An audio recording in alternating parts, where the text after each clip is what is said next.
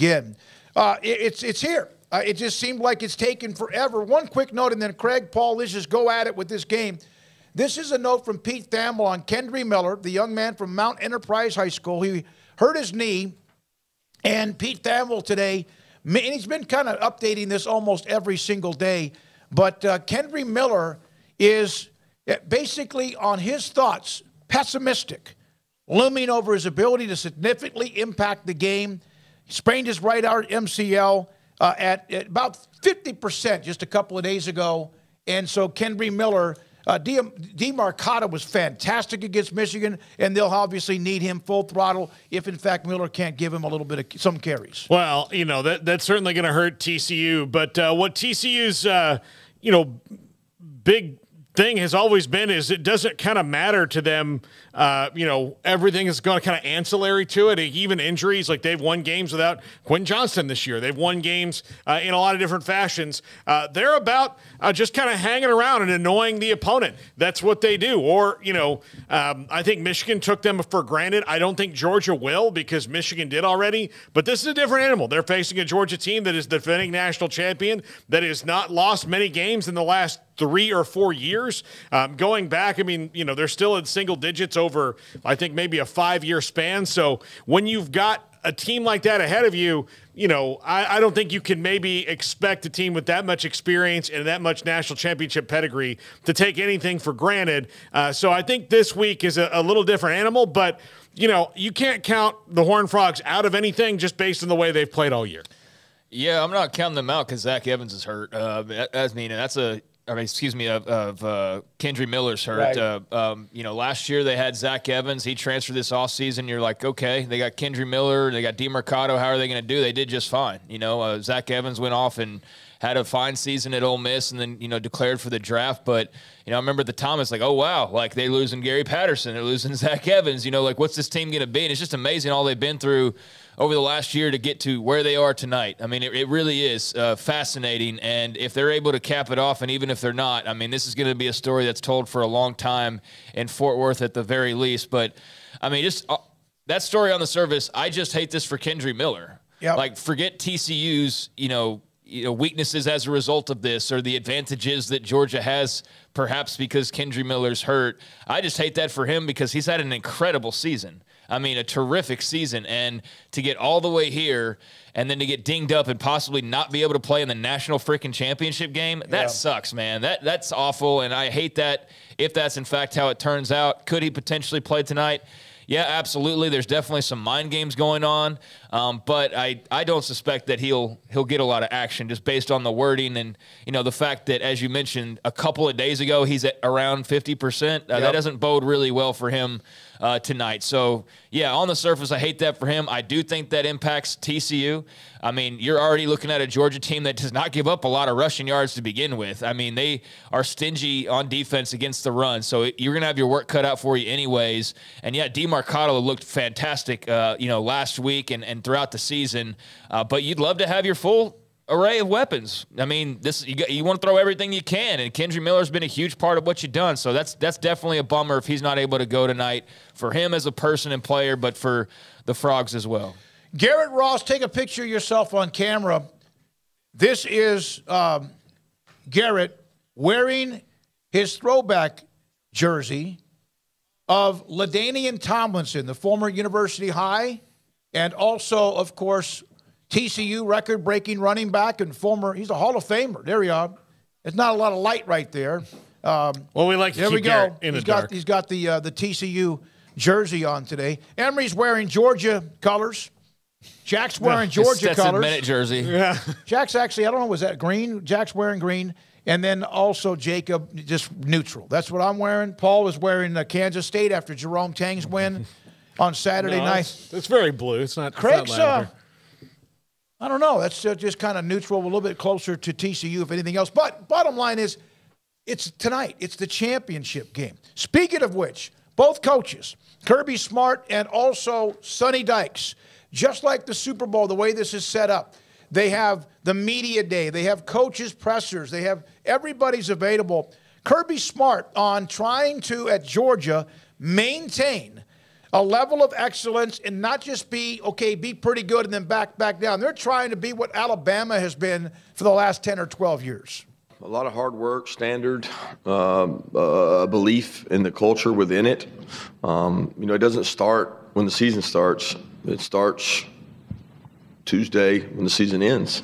And it just continues. I mean, I don't know that you can relax and just say, okay, we're going to be fine. You have to make it happen. And I think each and every year you have a different team. Obviously, recruiting plays a part of that, because if you don't have good players, you got no chance.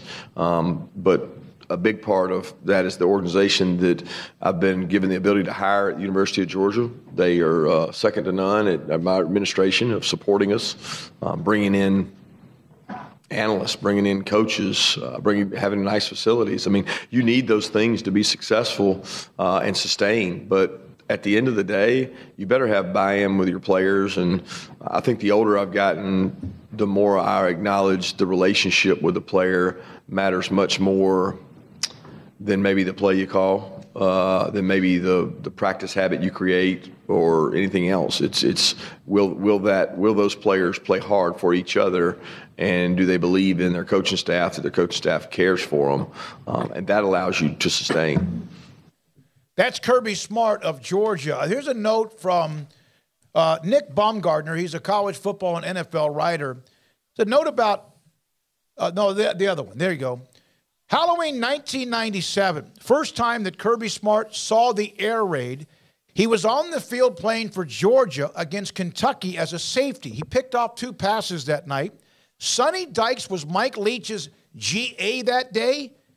Georgia and, of course, TCU playing for all the marbles tonight. How about that nugget from Nick Baumgartner going back to when Kirby was facing the air raid against Kentucky when he played at Georgia? That's a pretty good note, without any doubt. I wouldn't call what TCU does the air raid, though, necessarily. I mean, it's the Lincoln Riley. It's Lincoln Garrett Riley's version of it. It's not the Mike Leach version of it. It's more of a hybrid. It's a spread, that's for sure. But I wouldn't necessarily call it I guess it's in the tree, but it's different. It's definitely in the tree, because it's not just Garrett Riley. It's also Sonny Dykes. Yeah. I know Garrett Riley is the offensive coordinator, but Sonny's still got his fingerprints all over, and he's most assuredly an air raid guy. Like, everybody's got their style on it, but no, it's definitely a part of the tree, to be sure. And so, that's interesting. If you're around long enough, you cross paths with pretty much everybody, I think, in college football eventually. But to circle all the way back here, 20-plus years later, almost 25, is pretty remarkable, and been cool if you could go back in time and tap young Kirby Smart on the shoulder and tell him after his 2 interceptions that he'd one day be coaching against one of those guys on the sideline calling that offense that he just picked off twice, playing for all the marbles. I'm sure he and Sonny Dykes would have just, thought you were out of your mind, but here we are. And tonight they'll go at it at SoFi. But I think that's the part of the chess match that a lot of people are intrigued by is, if you're looking at like what could determine the game, TCU's defense versus Stetson Bennett and that Georgia offense, but like what's the best against the best? It's that TCU offense against that Georgia defense. And I think that's what we're all very curious to see of, can they stop the explosive plays, or can TCU still hit those explosive plays like they've been, known to do, and like they did in their outing against Michigan? And that will obviously play a huge role in who's raising that trophy later tonight. You know what I saw when Ohio State played against Georgia? I saw a shootout. Georgia can win either way. They've proven that. It doesn't have to be 34-16 or whatever. TCU, of course, remember that low-scoring game in Austin to beat Texas. And they can win the shootouts too.